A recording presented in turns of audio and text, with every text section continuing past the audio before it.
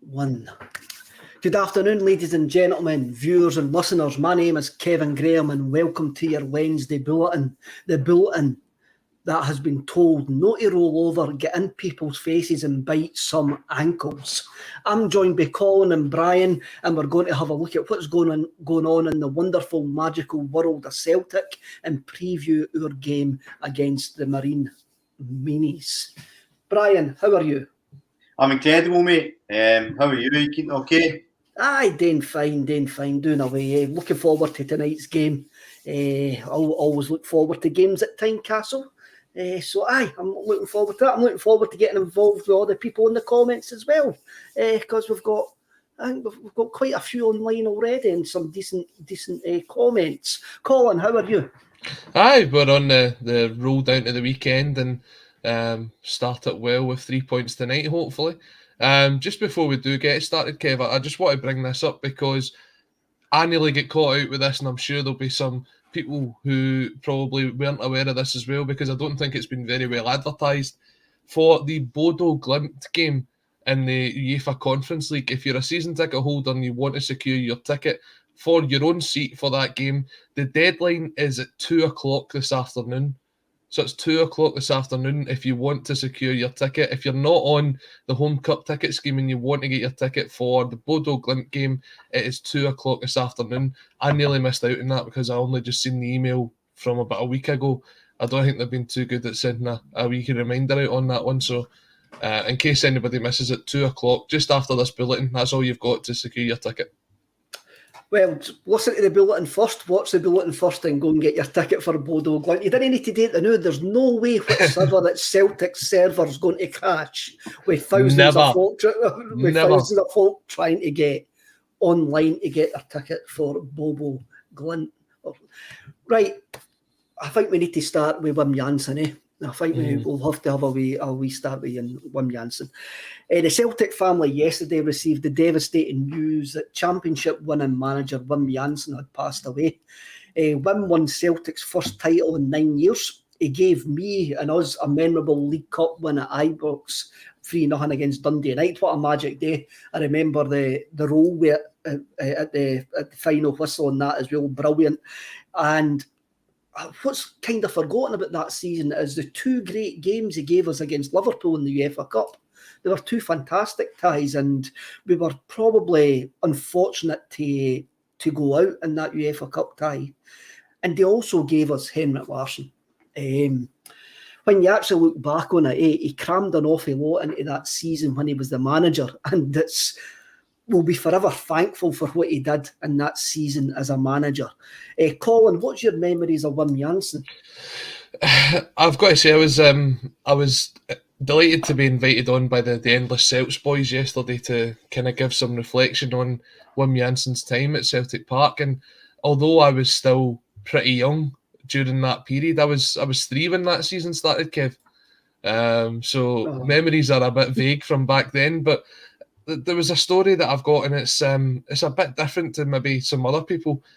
I was in primary school, probably a couple of years just after that, getting right into Celtic round about the time Martin O'Neill takes over, which is a fantastic time to become a sort of full-time Celtic fan. But there was a school fete one weekend, Celtic weren't playing, went along, and I picked up this book, and it said Scottish Premiership winners 1997, 1998, Celtic on the front of it. And I've got the book somewhere in the house, but I was pulling it up on Amazon last night. If anybody wants to get it, it's only 98 pence on Amazon, so there's only a couple left. Dig in there. It's written by Steve McGill, and it takes through the whole season of the 97-98 about how basically Rangers were going for 10 in a row. You've got how they sort of stormed into a bit of a lead, and you've got Marcus Negri being sort of the sort of unbelievable goal scorer and all that. But you've also got the whole idea of Celtic and how they come back into it and the second half of the season. And as a wee guy, I just kept flicking through it. I've read this book now about 100 times. And it just comes right down to thanks, Robert. It just comes down to the kind of the last couple of pages where you've got Celtic obviously should have won it at Dunfermline the week before, and then obviously winning it on the last day. And there's a whole chapter on the last day, and it sort of breaks it down minute by minute as to what was happening, because there was teams that were fighting for European places, were fighting for relegation, and obviously us and them fighting for the title. And it was enough for me as a wee guy to totally fall in love with football. And at that point, it made me want to go and watch Martin O'Neill's team. And looking at the story there and the foundation that was laid down by Wim Jansen's team, we speak about how Ronnie Dylas led the foundation for Brendan Rodgers' treble-winning team. You could go back and say that Wim Jansen laid the foundation for Martin O'Neill's treble-winning team with some of the players that he brought in there. And it was a real exciting introduction to football. And I'm going to have to go and buy the book again, because I loved it as a kid, and I'm sure I'll love it to read it again. I think I've lost it when I was moving house, and I'm really disappointed in that. But as a wee guy, what a treat. And it's probably the best £1 I've ever spent on a Celtic book. £1 on a Celtic book, eh? Sturds Lanigan, incredible atmosphere at Ibrox that day, the League Cup final against Dundee United. It's a kind of magic. It was a great day, Brian, and it's one of those, sometimes League Cup victories get forgotten, eh? But for me, the League Cup and the 2 games against Liverpool set a base for that season. Then signing Paul Lambert set the base for that season. Wim was part of that. He was just such a humble gentleman who was thrown into a season of chaos, and he handled it perfectly. Yeah, I mean, we're talking about the ages. I think I was 15, and I remember me and my mum went to some friends, and they were watching it, and I was allowed a wee shandy to celebrate. My first official drink in front of the family. I don't know, I'll not say it was my first official drink or no, I'll leave that to the imagination. But one of the things with Wim Jansen, and I mentioned it in the group chat the other days, in terms of the impact he had in our club in just one season, it's pretty incredible. Stopping the 10, bringing in Larsson, I mean, your legacy's sort of complete at that stage, and as you say, entered into absolute chaos. And I suppose there's comparisons can be made to what Ange entered into, but just by all accounts, an incredible man, and you instantly feel for his family. Also, he'd been ill prior to this, and it's just an incredibly sad situation when anybody passes away. I think the Celtic fans, remember him fondly. And again, whenever I think of Larsson, I always think of that photo of the two of them together. Mm-hmm. So he's kind of by proxy. You always kind of automatically think of Jansen, so huge loss. See when you think on it, Kev, Wim was the right man at the right time for Celtic. He had that sort of emotional appeal to Tommy Burns a couple of seasons before, and the way that Scottish football was back then, Tommy Burns didn't stand a chance, because it was too emotional. There was too much sort of love for the club and pain coming because he couldn't deliver the trophies. And okay, he delivered the Scottish Cup and stuff, but Wim was the right man to come in, who didn't feel the pressure of living in Scotland, who didn't feel the pressure of what 10 in a row could have meant for Scottish football. He just came in, played his football, got us playing the Celtic style of football. Not that Tommy Burns didn't, but he just got us playing that style that got us the victories, that got us the points. He was pragmatic. He was a pragmatic manager, and it was just the right person at the right time, I think. And you kind of sit here and go, maybe in hindsight, that's exactly what was needed last year. Someone who could come in who didn't fully appreciate the pressure of 10 and could have maybe changed the way that we played football last year. I would have took pragmatic football last year rather than the football that we were served up, truthfully. Martin Bickett, watched the Dundee United game in the cup final. Forgot how good Morton Weghorst was. Morton Weghorst was utterly fantastic that cup final. And Monty comes in. Wim Jansen's name will be well remembered in Celtic history. Not only did he stop the 10 and gave us Henrik, he was a lovely man. And I think that's something that we often forget, that Celtic represent certain. It goes right back to Willie Maley. There has to be a certain humbleness about a football club, and Wim Jansen got that. My story about Wim Jansen is in Amsterdam 2001, when we went there to play Ajax, the famous Bobby Petter game, and me and my wife she wasn't my wife at that time, my now wife, we were standing waiting to go in to the stadium, the Amsterdam Arena. And there was a fight broke out in the beer tent to our right hand side before we went through the turnstile. And I think I've actually seen pictures of this. There were Celtic fans going up the stairs into the stadium and they were singing into the beer tent, and the Ajax fans started lobbing pint tumblers and bottles at the Celtic fans on the stairwell. And the Dutch riot police obviously charged the Celtic fans, because that's what Dutch riot police actually do. And as all bedlam broke out round about us as we were trying to go through the turnstiles in the stadium, I noticed the two elderly gentlemen who were trying to get in the turnstiles in front of me were Dr. Joe Venglos and Wim Jansen. Were going through the turnstile in front of me as complete and utter bedlam broke out round about us. So they were going in with the Celtic support that day. So that's my start. That was the closest I ever got to two Celtic managers. That is the closest I've ever been to two Celtic managers as they were going through a turnstile in front of me. I did think I had imagined it for years and years, because I did have a lunch in one of the bakeries in Amsterdam, and I didn't care what they put in their donuts, but it certainly made the game more enjoyable, even though it was very, very enjoyable anyway. Now, I just want to quickly look back at the Alloa game before we move on to the big game tonight. Now, yesterday it was reported that Mohamed Nyang would face a retrospective red card for his horrific challenge on Yosuke Ideguchi. A challenge that Richard Foster says on Sports Scene was fair, and Ideguchi got himself injured for pulling out of the challenge. Richard Foster, who has the look of a man who should be serving me a 25 quid burger on a roof slate, never mind talking about football.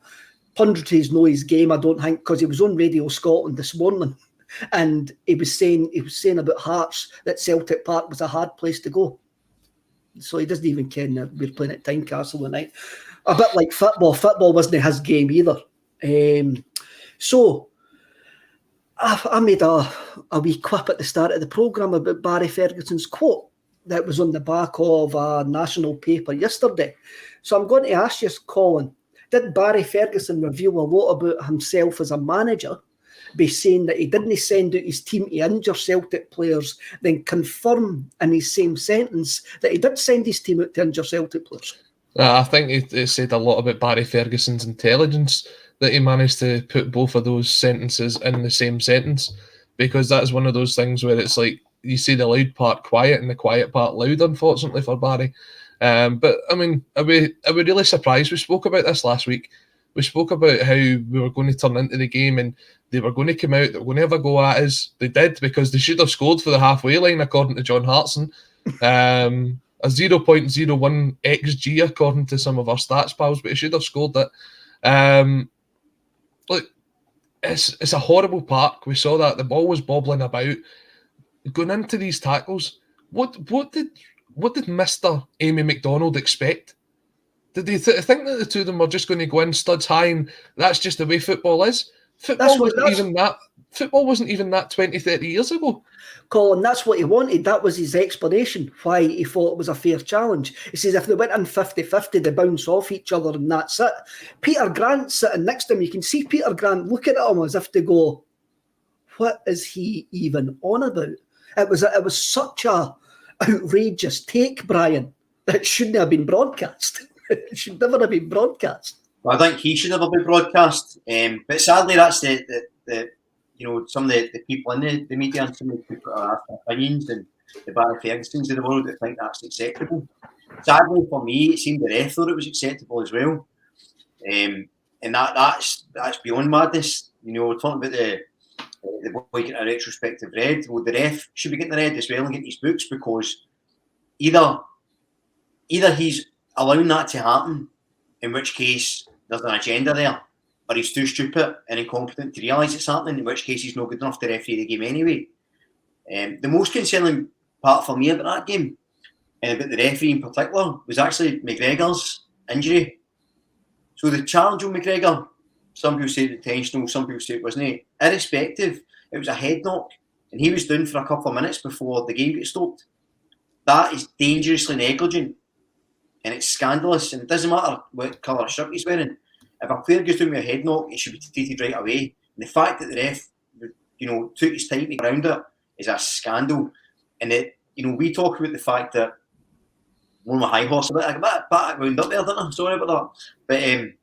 But the fact that we talk about these things and being dangerous for players and players needing protection. The fact you've got pundits endorsing that kind of behaviour, people, so-called experts endorsing that behaviour, is scandalous. And in fact, you've got a so-called manager admitting as much as he set out to do the job. Then I don't know. It's a sad state of affairs in Scottish football when that sort of stuff's allowed. And as I say, punditry just allows players and referees to think that stuff's acceptable. And I say somebody's going to get really dangerously hurt. And the fact that we've lost Callum McGregor for what could be a period of time, it can be a lot worse. And the tackle on Gucci, how he's not had a broken leg after that is a miracle. It's a horrible challenge. I mean, Brian's quite right there, Colin. We've got two aspects here. We've got a pundit on a national telly programme saying it's a fine, it's an okay challenge. And then you've got another thing, you've got Don Robertson for the second time in 7 weeks, no seeing a potential leg break challenge on a Celtic player. Postacoglu's now come out and says our players need protection. Georgios Giacomakis has now come out and says that the players need protection.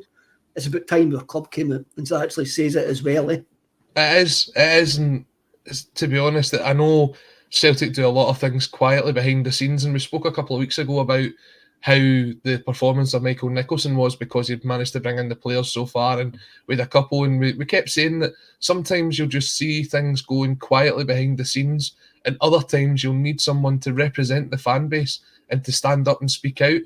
Now, we said at the time, Ange is the person that has been doing that this season. Ange has done it. What he needs now is for someone to back him up. Someone to come out and say, yeah, my manager's right, and we do need to do that. Now, as ridiculous as it was sending in an 8-page dossier or 8 different points on one referee because you get your first red card in 2 years, it should have opened the door for every club in Scotland to go and do that, because there is a terrible, terrible lack of professionalism in our refereeing in Scotland. Our referees are shocking. We can speak about the pundits being shocking as well, but the referees are at the worst level that I can ever think in the whole time that I've watched Scottish football. And that goes back to the point where you used to have Hugh Dallas refereeing Scottish football. You could tell he had a bit of a bias, and even that standard was better than what we're seeing right now. We can't talk about Celtic and Rangers and all these other teams progressing in Europe, and we can't talk about the Scottish League being undervalued in terms of a television deal. When you look at the product that's put out there week after week, we're paying part-time referees to do a full-time job. Now, no wonder they're nowhere near the standard that they need to be. These guys are working 9-5 and then going and covering that game. There has to be a professional level of refereeing brought in Scottish football where these guys do maybe Monday, Tuesday, Wednesday on the training park, doing scenarios like that week in, week out, look at the video reviews and say, who got that wrong, who got it right? And then when it comes to actually playing the games on the Wednesday and Saturday, maybe they'll actually see the tackles that were actually yellow cards, were actually red cards. And it's the only way that we'll improve the standard of Scottish football is if we improve the refereeing system. We then look into VAR, and then as terms of pundits, we'd be as well scratching the basis and starting again with them because they're all dreadful. There's not a good one in Scottish football, but perhaps with the exception of Chris Sutton, and we don't even see him because he's too busy down south nowadays. Michael Stewart seems to have disappeared as well recently. Jim Hanaway does come in and says, at least our Peter called it as a straight ledge on the highlight, straight red on the highlight show. Spot on. He did actually. He was quite amusing. He says, well, tackling was part of my game, but that's a straight red. That's what he did say. Colin, I completely agree with you. The referees are absolutely shocking, and I didn't want this to turn into a referee fest. We've had a rant about it, and we'll kind of move on. We'll move on, Colin, and again that you got your wee bit of soapbox there. That was great. I loved that. I loved that. That was brilliant. Do you know? I see it all the time. I mean, you've seen. It wasn't just if you watch the Scottish Cup weekend there. I don't know if you've seen the Hearts Auchinleck game. But Boyce was about 2 yards onside when he scored and it was ruled out. And there was a boy that Superman punched the ball and got away with it. It's not just happening in our games. It's not just happening in their games. It's coming across the whole of Scottish football. And it's embarrassing. It's utterly embarrassing. As a team that says we should be part of Europeans elite, how can you say, oh, well, come and watch us play St Mirren on the Saturday and watch a guy that doesn't know his offsides for his free kicks? It's dreadful. We've got to increase the game and the level as a whole. That'll bring through better players and it'll attract more people to Scottish football. Paradise 63, it's pointless paying biased refs more money. Well, see, I get this question as well. And I promise this will be the last one I make, right? We've got a linesman who is an MP and is an MSP and is a linesman and also has a job as a consultant. Now, his third most important job is as a referee. He runs part of his party up north and he's involved down south. Not according to Jacob Rees-Mogg, he doesn't. He doesn't whatever, he's irrelevant to him. But imagine having a job that pays you £700 per appearance and that's your third most important job. I mean, we don't need to pay the guys more. We just need it so that when you look at it, if they have a terrible performance, they're dropped. And if they're dropped, they don't earn anything that week. See these guys that are dropped, they don't care. They've got a 95 that pays them 30, 40 grand a year. They're picking that up as pocket money. We need the responsibility to fall back onto the referees.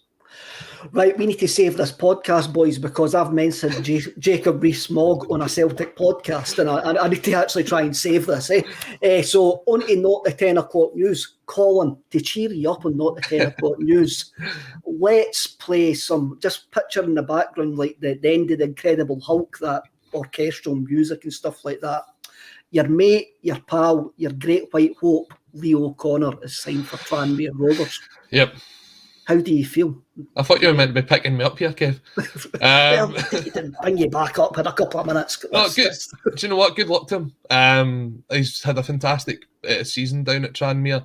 He's definitely been one of those players that's he's found the right kind of fit of club for himself at the minute. I was surprised that he didn't get more chances, especially during pre-season, but you don't really know what goes on behind closed doors. He's still only 21. He's still kind of making his way through the Irish national team as well. He'll probably be one that goes on to have a better career, probably down south, than what he will have up. We spoke last week about guys like Darryl, what's his name? Played right back for us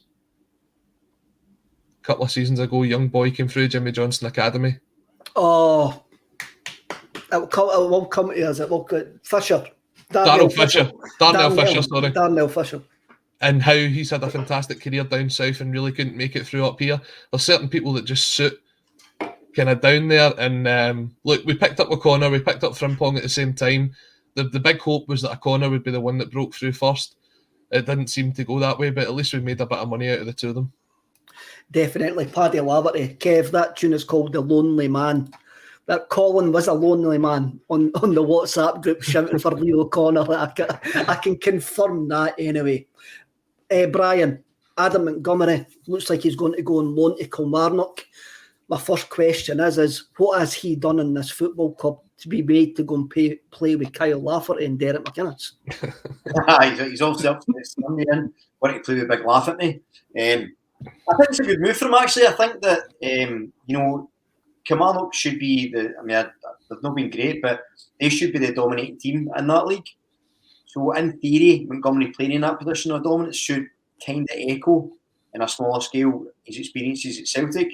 I think it bodes well that Podskog was trying to get a lot of these guys out on loan here in game time, because it doesn't feel to me like some players get sent out on loan and they're going to disappear. Like Leo O'Connor, like Luke O'Connell. Sorry, Colin, but it feels like they actually get sent out with a purpose. They're getting sent out to really get game times and feature moving forward. So I think he's a good player. I really like him. I don't think he's ever really let himself down, but I do think he's at the age where he has to play. So I think it's going to be an all-round good move.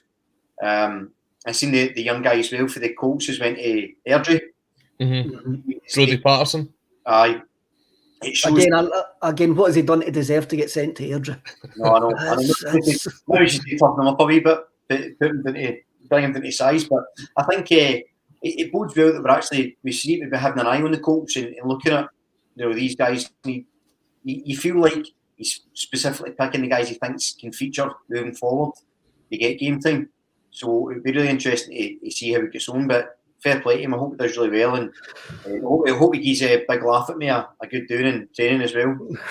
Colin, it does feel for Adam Montgomery it's a move to progress him. It's not a move to actually put him in the shop window for to be punted in the summer, doesn't it? No, it's definitely to get him some game time, and I think it's the right move. Kilmarnock are sort of challenging for promotion in the Championship. You want to be giving them to a team that are trying to win every single week instead of maybe a team that's fighting relegation. I'd heard earlier on that maybe some of our younger players will be making the move down to St Johnstone before the window closes, and I'm not 100% certain on that because I don't really fancy giving our guys the experience having to battle relegation, especially when you're wanting to maybe throw them back into the first team. So I think that's the right move. I think the discussion was between Nair and Arbroath, and I'm sure he'll miss the opportunity to be coached under Dick Campbell, which seems to be a fantastic experience for all those involved. But the move down to Kilmarnock is probably closer to home for him. And as I said, it's a team that's wanting to win every single game. So good luck to him. Was that the same Dick Campbell who also says on BBC Scotland that the guys at Arbroath would have them in the trenches as he's fighting the Japanese? Which he did say. That's what he says the day after Celtic signed the 3 Japanese guys.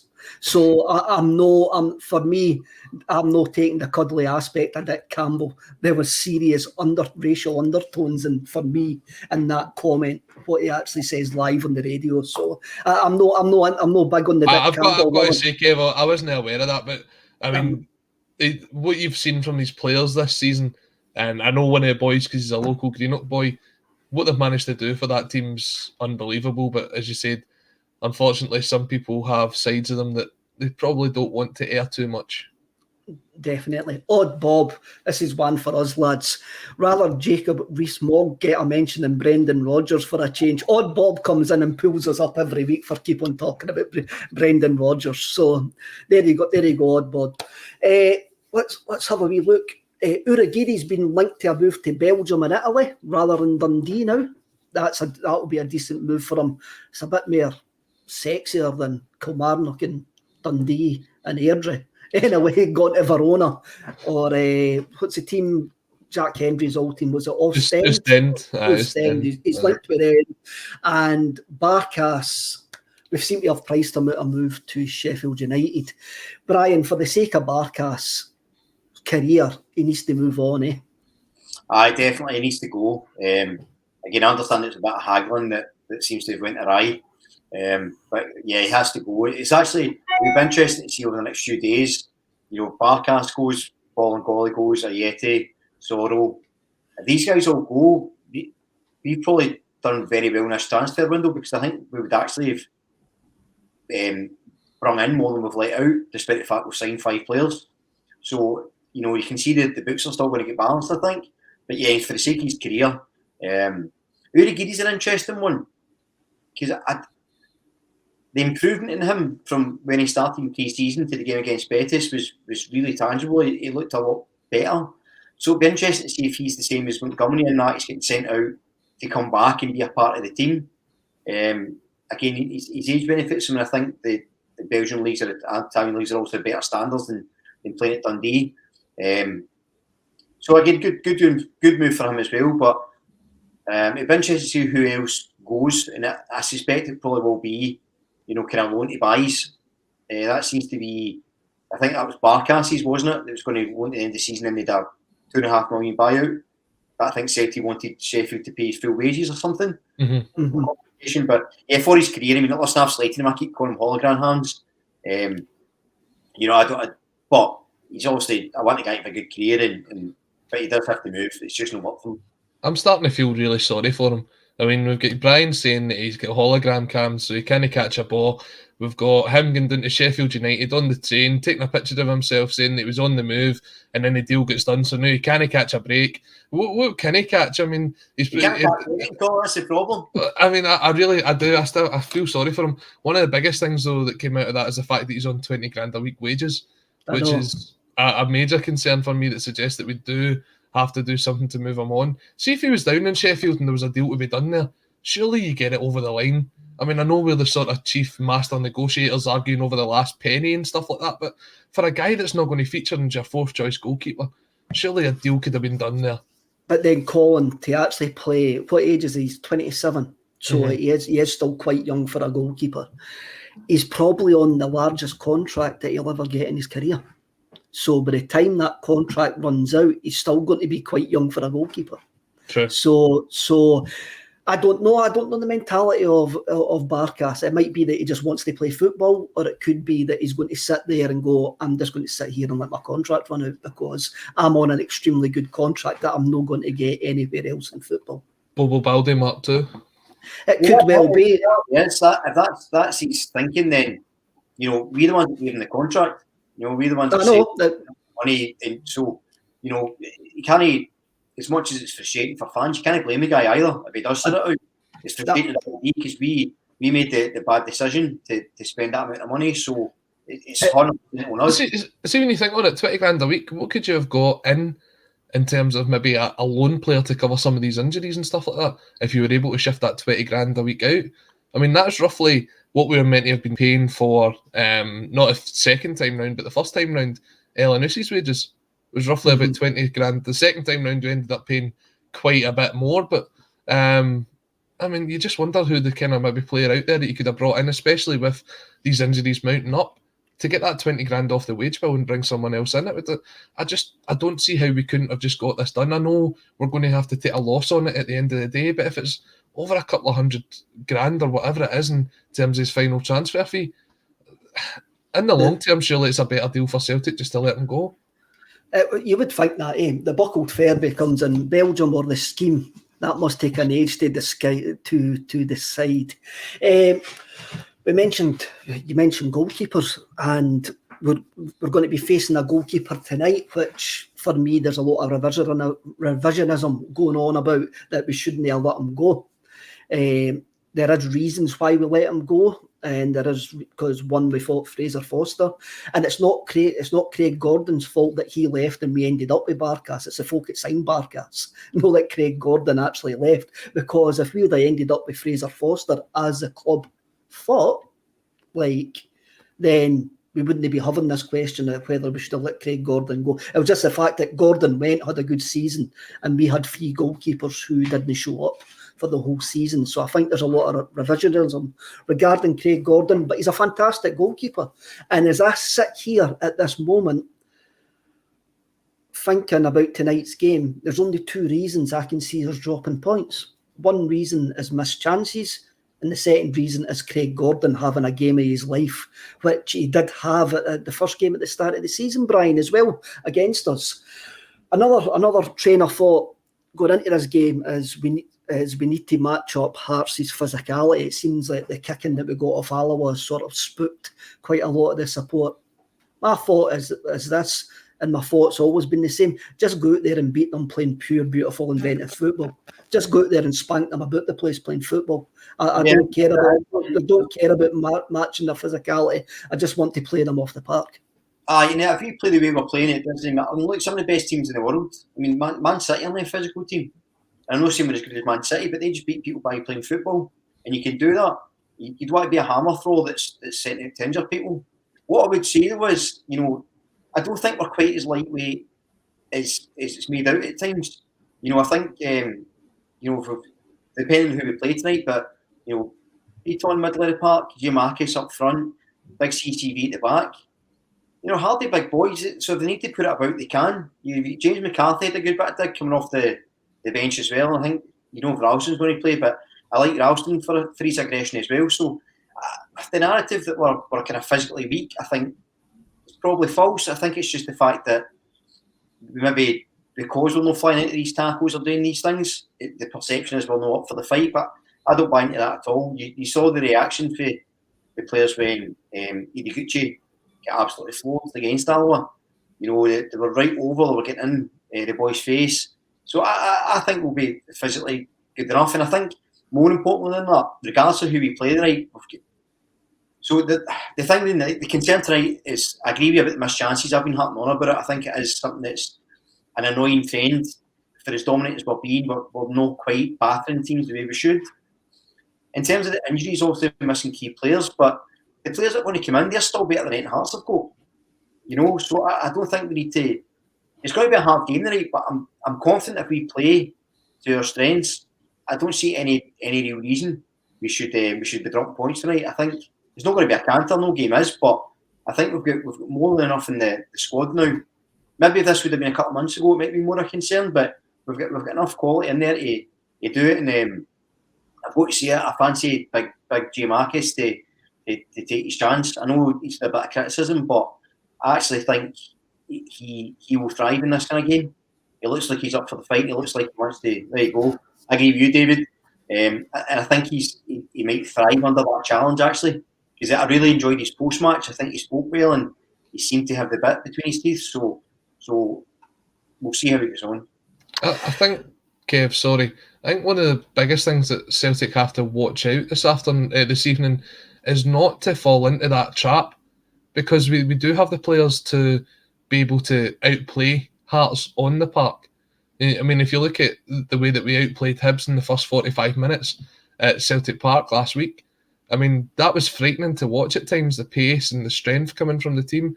But if we do fall into the trap of Hearts wanting to slow the game down to kind of give the odd foul here and there, and it just becomes a sloppy game, then it takes it back to that second half against Alloa on Saturday, where we lost our way in that game and we gave up on what was working for us.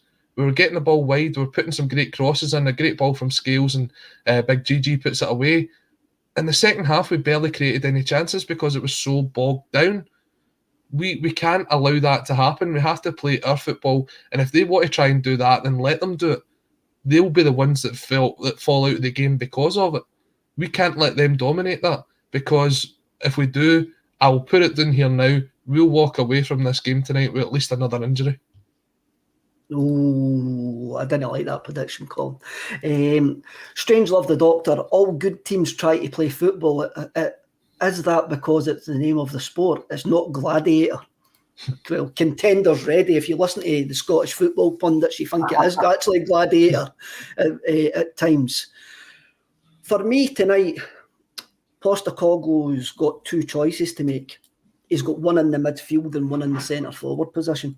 We've started talking about the centre forward position, so we'll stay there. So who plays through the middle tonight for you, Brian? Is it Giakoumakis or is it Lil Abada? Giakoumakis for me. I think that I'm hoping Jota plays as well, but get service into the box. You're going to need to rely on an actual striker. Abada can play there, and I actually like him there. I've said a few times I think he's probably better through the middle than out wide, but I do think Giakoumakis, he might not look like the most graceful player. He didn't have the greatest game against Alloa, but I think he's going to be a bit of a poacher, and I think Abada can snatch at chances at times. So for me, I would play him, and I just think he gives a different dimension to the team.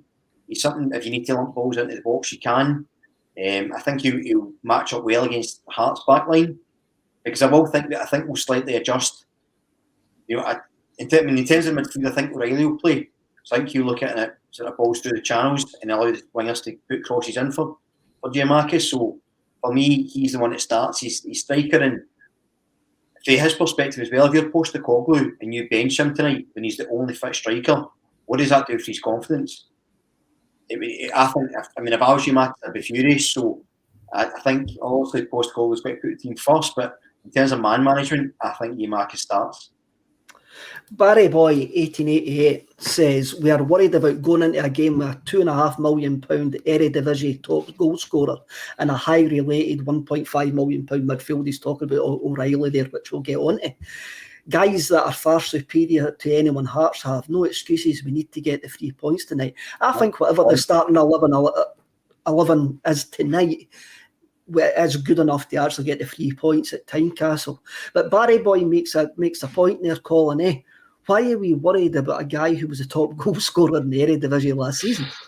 I know, it's when you look at it on paper, you really shouldn't be worried. But I don't think he's done a lot for us yet to kind of say that, do you know what, we're comfortable with him coming in and playing football and playing up front for us, because that goal he scored on Saturday was a great finish. It was a great striker's finish, getting across his man and putting it right into the top corner.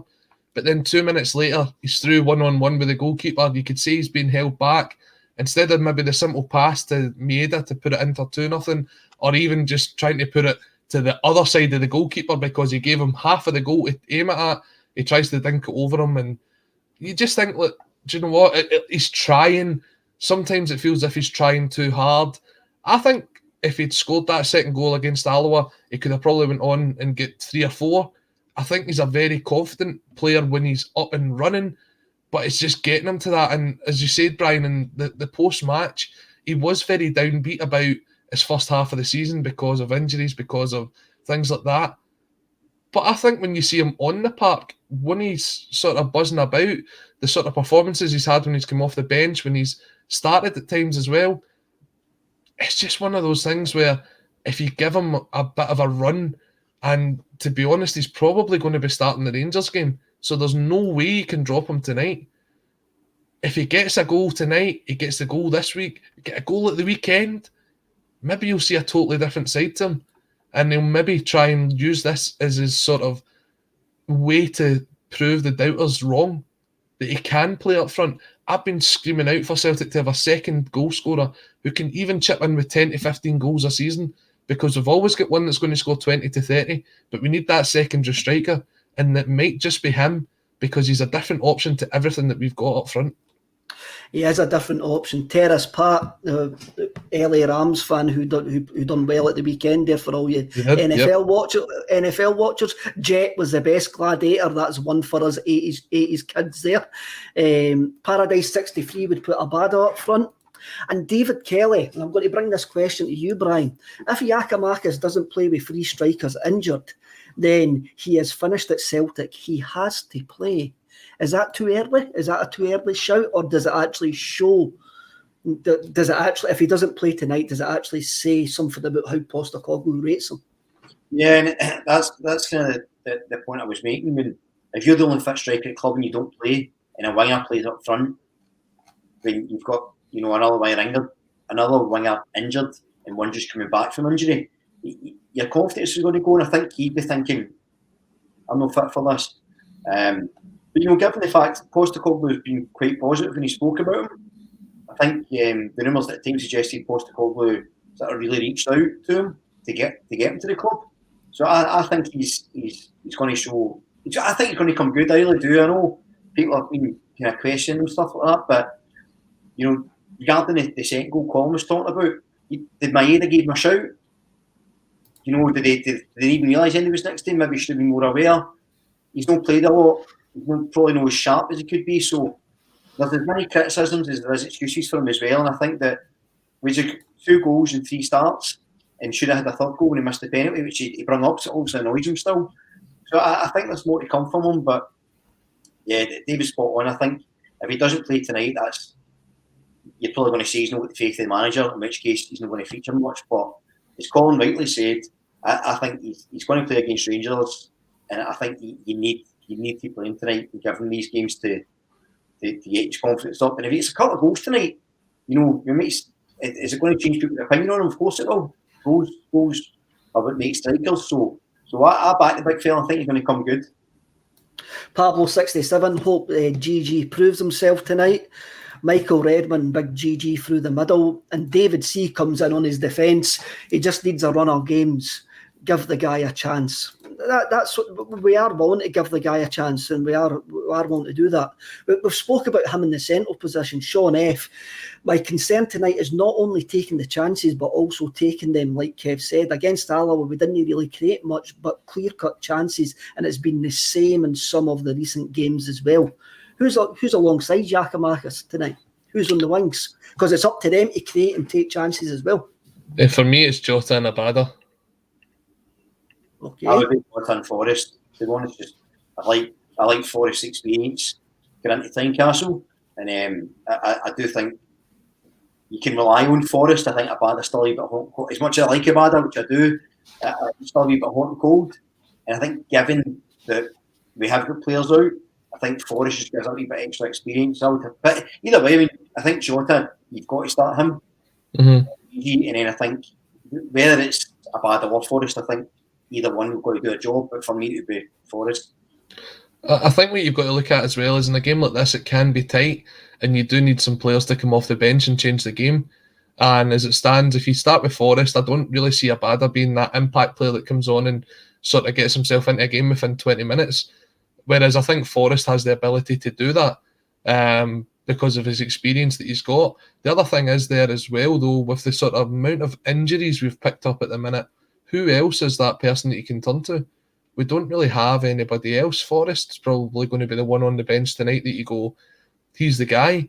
I'd like to see us bring up Joey Dawson again. And I know it's a big one to throw him in at Tynecastle.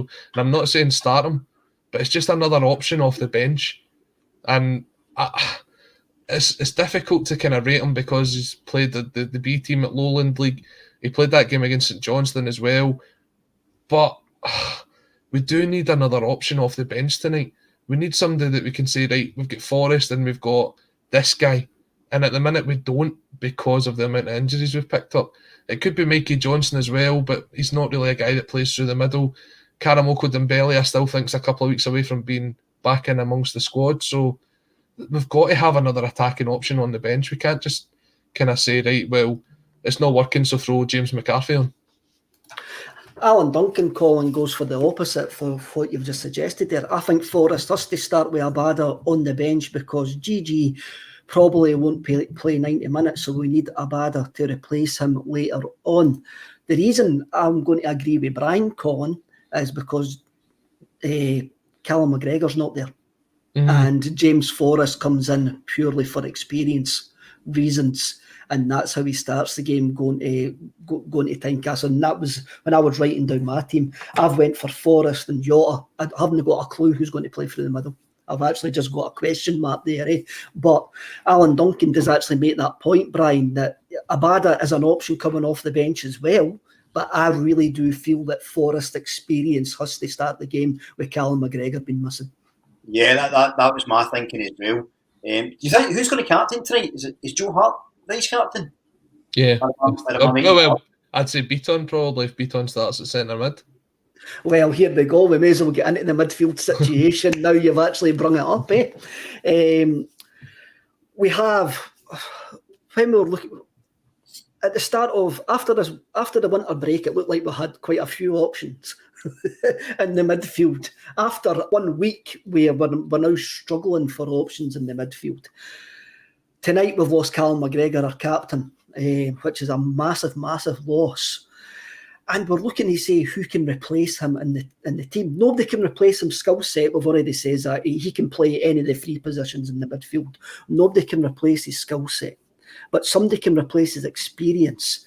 And to replace his experience, you're looking at McCarthy or Beaton. And for once in my life, I'm going to shout for Near Beaton to start a Celtic game tonight.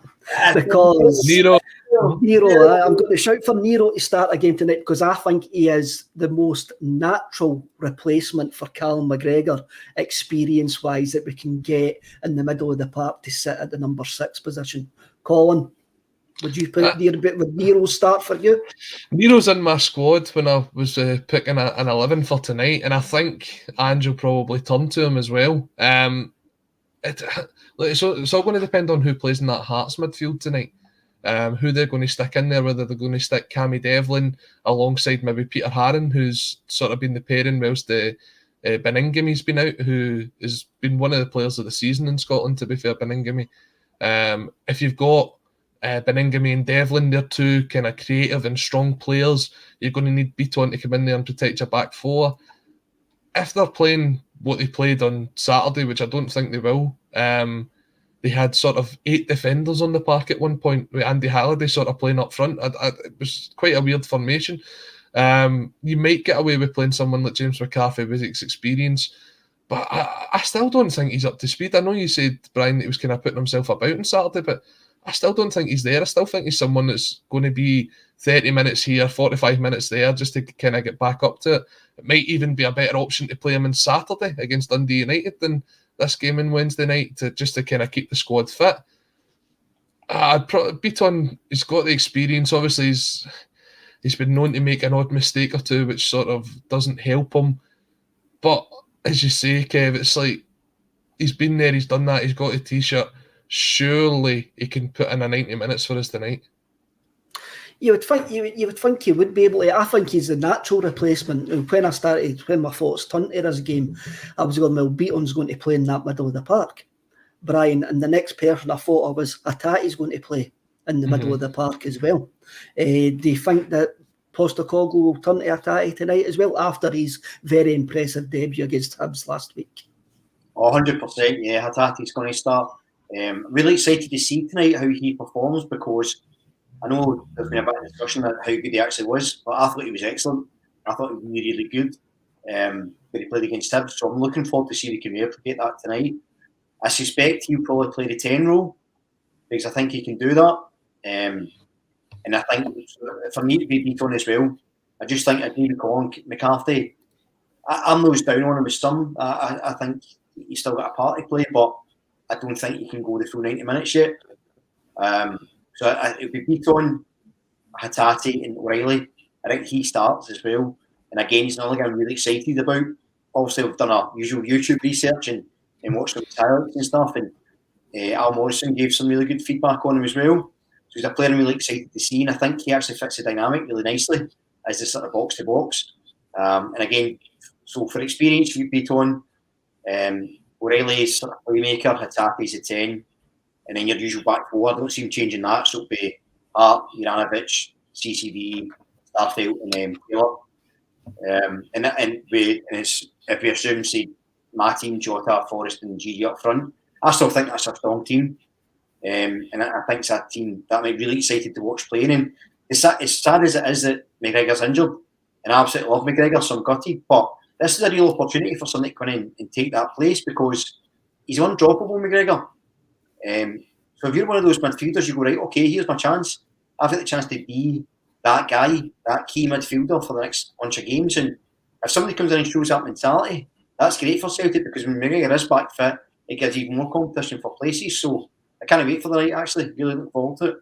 The one thing I'm looking forward to seeing for Riley is what came up in his dossier when everybody puts the kind of clips of him together. It's his set piece delivery, because I think that's something that we've missed all season. We've not really had someone that we can rely on to whip a good ball in from a free kick or a corner. And by all accounts, this boy seems to put a decent delivery in. So it'll be interesting to see, because I think Hearts will give you plenty of fouls tonight. There'll be plenty of nippy tackles around the ankle area. So it'll be a case of getting the ball in. I wouldn't be surprised if we see Starfelt and CCV get a couple of chances on goal just from free kicks and corners. So we've got to play to our strengths. We have two kind of very good centre-halves in the air, and CCV and Starfelt. If you're playing Ralston, he's another person who's a strong threat in the air as well. So it'll be interesting to see. I don't know about you guys, but see, when it comes to Celtic getting a free kick this season, I have no idea who's over it. Because when Turnbull's not on the park, it just seems to be anybody that fancies a goal. Juranovic just took a couple for the edge of the box as well, eh? And it doesn't seem to be a natural order or a natural person on the park. He just said, I'll have a go this time. I'll give it a bang. But Beaton's had a couple as well over the season. You and Boy Martin, Beaton, Atati and O'Reilly in the midfield for me tonight. Alan Robertson, keep changing my mind whether we should start O'Reilly in the midfield. Is it a risk? Colin, is it a risk for O'Reilly to come into this game? You look at the three players that are vying for the one other position in the midfield. It's Sorrell, McCarthy and O'Reilly. When you break it down, that's saying that Beaton and Atati are actually starting, because I think they two will definitely start. So you've got those three vying for the Tom Rogic space, in my opinion.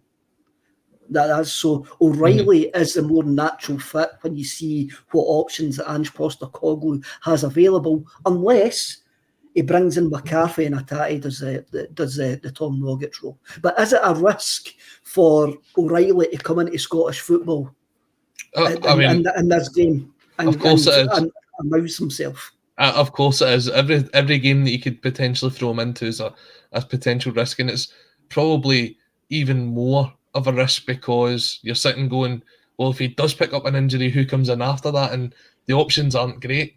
So it's a risk. It's probably one we're going to need to take because of the options that's round about us. And I mean, Ange has been very coy with what he's saying with the likes of the injury to Callum McGregor and to Ideguchi as well as to what their timescales will be for them coming back. I mean, it would be great if it was a 60,000 under the Parkhead lights and it all goes dark and the Rey Mysterio theme tune comes out and out comes Callum McGregor with a mask on ready to play the 90 minutes. But we just kind of see it happening at the minute. I hope he's back fit soon, but as it stands, this is the three that you've got and this is the three we're going to need to rely on, not just for tonight, but for Saturday and then for Wednesday as well. We're going to need to try and wrap them up in bubble wrap as much as possible, but also get the 3 points done as quick as possible too. It is. We need to get 3 points. Monty comes in. I'll just bring him up there. Celtic need to concentrate on playing their football tonight and not get involved in the over physical nonsense. Play our football, score the goals, and teach them a footballing lesson. 3-1 to Celtic. Monty's actually going for there. If you take Monty's what will and want on board there, you play O'Reilly, don't you, Brian? Yeah, because it suits us better than the options that are actually available. Yeah, absolutely. And I'll never So there's two ways to look at it. From Angie's perspective, I think he's definitely going to start him. I mean, Kyogo was basically just off a flight, and he put him in against Hearts. Remember at the start of the season. So was Starfelt. Starfelt hadn't actually. He's no scared to put players straight in, and again, as we've discussed, I think the dynamic suits him. Also, by the look of it, I really liked the interviews with O'Reilly and the presser.